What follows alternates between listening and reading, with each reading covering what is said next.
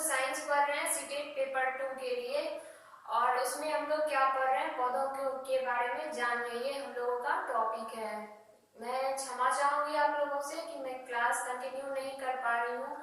हम लोगों का जो सेमेस्टर सेकेंड है उसका अब इंटर्नशिप स्टार्ट हो गया 9 तारीख से ही, तो समय थोड़ा कम बचत कर पा रही हूँ समय का, इस वजह से मैं वीडियो नहीं बना पा रही हूँ। वहाँ पे हमें समय से रहना पड़ता है और अटेंडेंस काउंट होती है।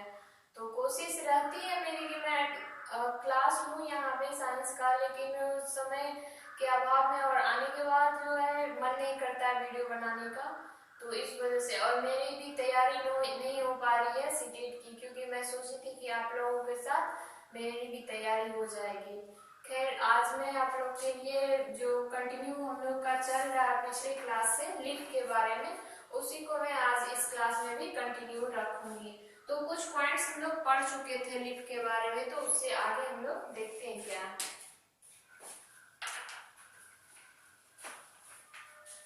जैसा कि हम लोग जानते हैं लीफ एक टाइप का नहीं होता, हर पेड़ पौधा का लीफ अलग अलग होता है, बट उसका जो भी है उसमें सिराएं होती है वो सब तो होती है, बट डिजाइन जो है वो सारा अलग अलग होता है। तो जैसे घास है, घास का लीफ अलग होता है, ग्रास की पत्तियां, ग्रास की लिप्स में यह सिराएं, ये पिछले क्लास से जो हम लोग कंटिन्यू कर रहे हैं, जैसे मिड लीफ सब लीफ में होता है वो सब इसमें नहीं होता। मैं यहाँ पे ड्रॉ करती हूँ लीफ का फिर से फिगर।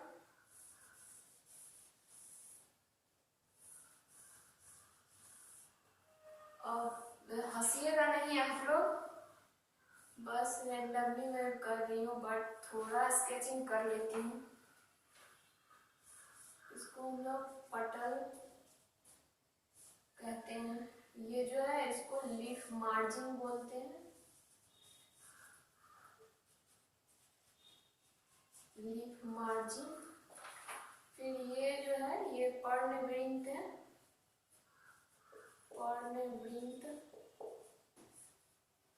यहाँ पे बर्ड निकला रहता है, अगर आप लोग लीफ को तोड़ के देखिएगा तो वहाँ पे सारा चीज मैच करिएगा, फिर याद भी रहेगा आप लोगों को, खुद से देख के करिएगा तो। और ये जो है तना से जुड़ा हुआ रहता है, इसको क्या बोलते हैं हम लोग, स्टेम बोलते हैं। ये मिड लीफ होता है, मिड वेन। और इसको हम लोग क्या बोलते हैं, प्राइमरी, प्राइमरी वेन भी बोलते हैं इसको, बीच वाले को यहाँ पे। और ये जो रहता है इन सबको हम लोग सेकेंडरी बोलते हैं, सेकेंडरी वेन। ये है लीफ का फिगर।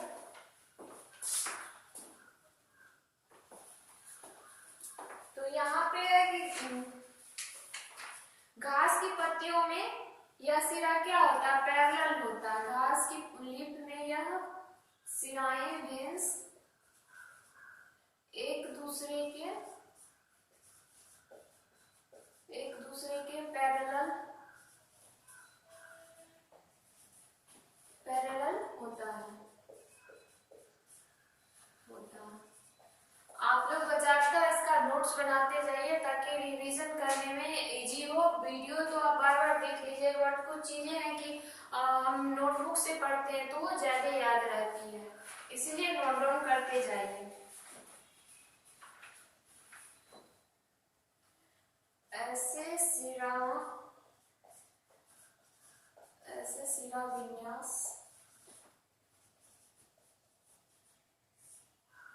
को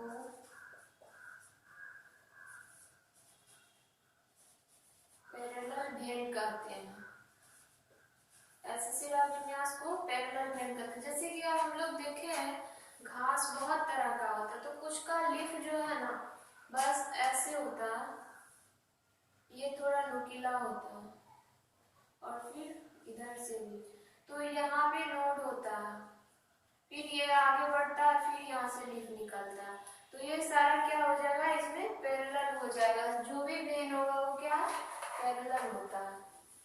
किसी दिन मैं आप लोगों के सामने 4-5 तरह का लिप लिखित दिखाऊंगी किसका कैसे होता है। जल की बूंदे, वाटर ड्रॉप जो होता है,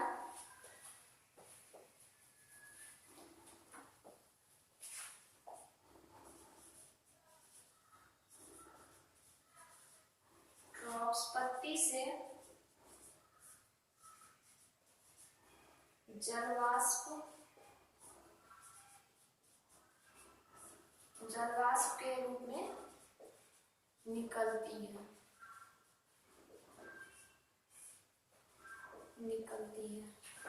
इस क्रिया को क्या कहते हैं हम लोग? जब लिप से वाटर का ड्रॉप निकलता है तो एक सिंपल सा प्रयोग करिएगा, अपने घर पे भी कर सकते हैं।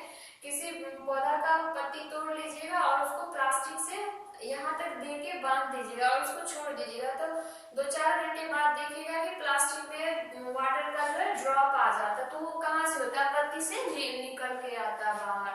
वाष्प के, जलवाष्प के रूप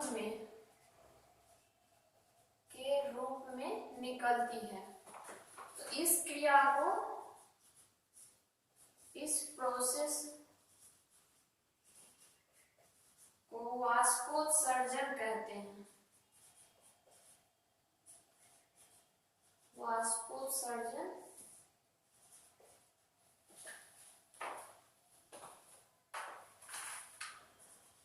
कहते हैं। इस प्रोसेस के द्वारा जो ये वाटर ड्रॉप निकलता है, उस प्रोसेस के द्वारा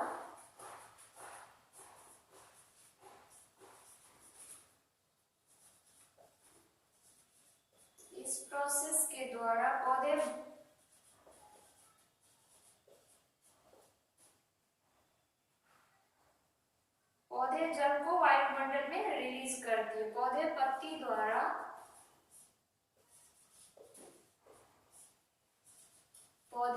द्वारा जल को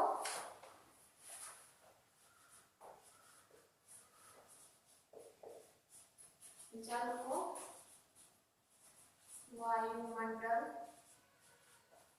एटमॉस्फेयर में क्या करती है? रिलीज करती है। वायुमंडल में रिलीज करती है।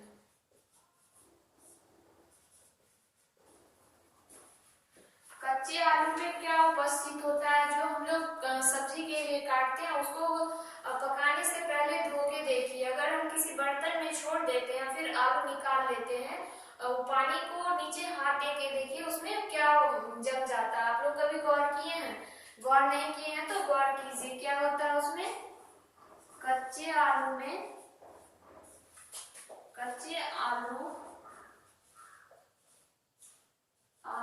मंड उपस्थित होता है।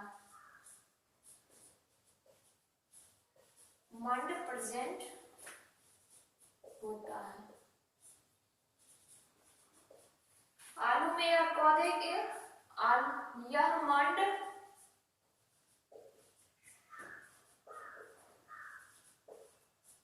पौधे के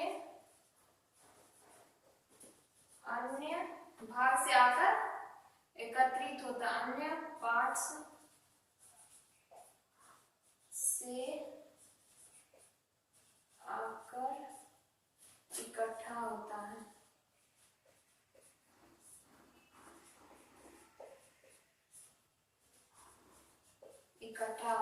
क्या होता है? कच्चे आलू में मंड होता है, और वह कहाँ से? सिर्फ आलू में डायरेक्ट मंड नहीं होता, वो पौधा जो होता है उसके सारे पार्ट से आके उसमें कलेक्ट, मतलब इकट्ठा हो जाता है उसमें। तो कच्चे आलू में मंड होता है।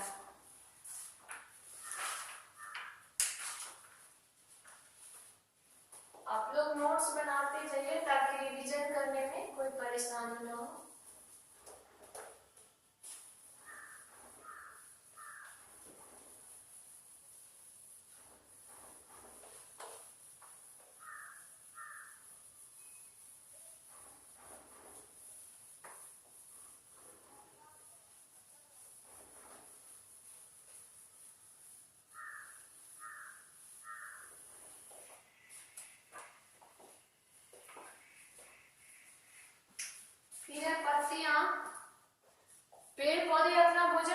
बनाता है, पत्तियों के द्वारा बनता है भोजन। तो उसमें जो क्या क्या होता है भोजन बनाने के दौरान?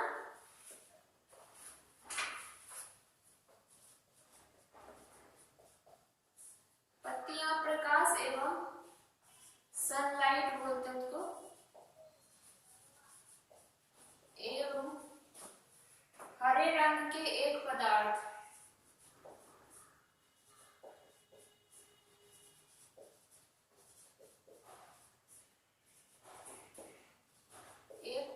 जिसे हम लोग क्लोरोफिल भी बोलते हैं। क्या कहते हैं उसको?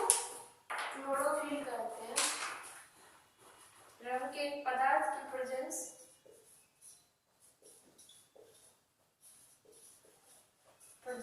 में भोजन बनाती है।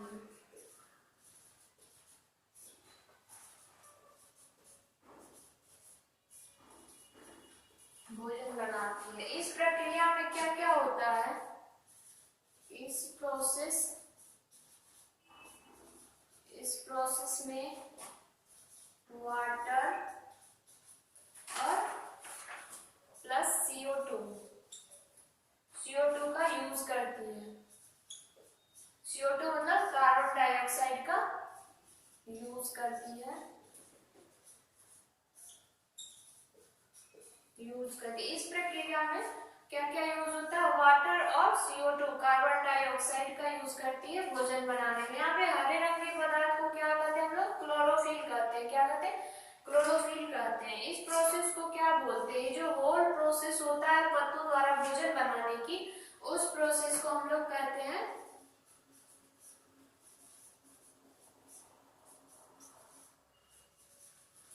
इस पूरे प्रोसेस को हम लोग फोटोसिंथेसिस कहते हैं।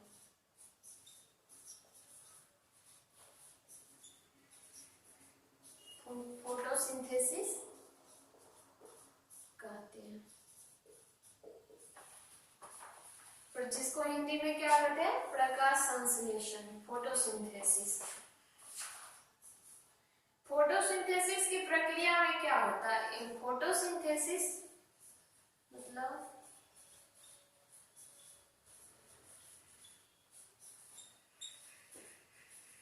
फोटोसिंथेसिस इस प्रोसेस में ऑक्सीजन क्या होता है? रिलीज होता है। ऑक्सीजन रिलीज होता है।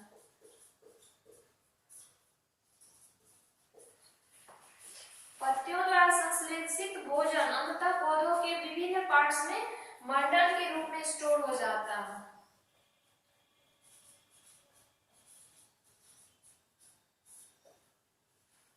पत्तियों द्वारा संश्लेषित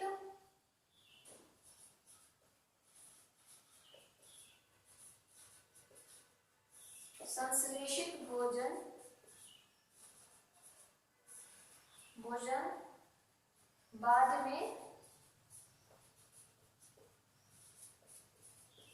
बाद में क्या होता है? पौधों के डिफरेंट पार्ट्स में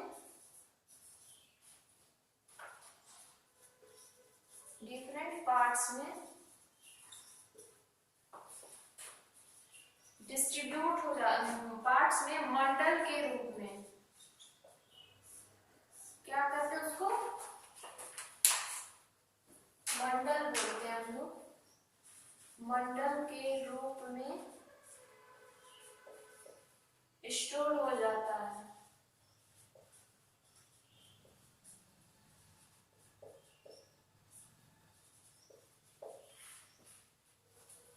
और पत्ती को जल कहाँ से मिलता है? और ये सारे प्रोसेस में जल का भी भूमिका बहुत ही अहम है, क्योंकि यहाँ पे जो फोटोसिंथेसिस होता है उसके लिए हमें भोजन बनाने के लिए सनलाइट, वाटर और CO2 तीनों की जरूरत होती है। तो पौधों को जो पत्तियों को जो पानी की आवश्यकता होती है वो कहाँ से पूर्ति होता है?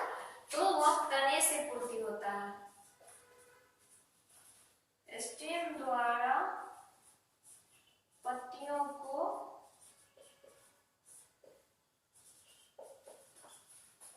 जल पहुंचाया जाता है। या मिलता है।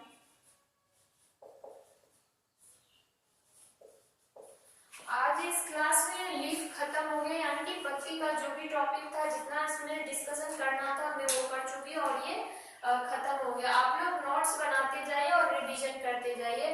सारा पॉइंट्स एनसीईआरटी बेस्ड है और इसमें कहीं से कोई इधर उधर का चीज नहीं है, और एग्जाम में ये एग्जाम के लिए बहुत ही इंपॉर्टेंट है। जितना भी मैं पढ़ा रही हूँ सारा इसी एग्जाम के लिए है।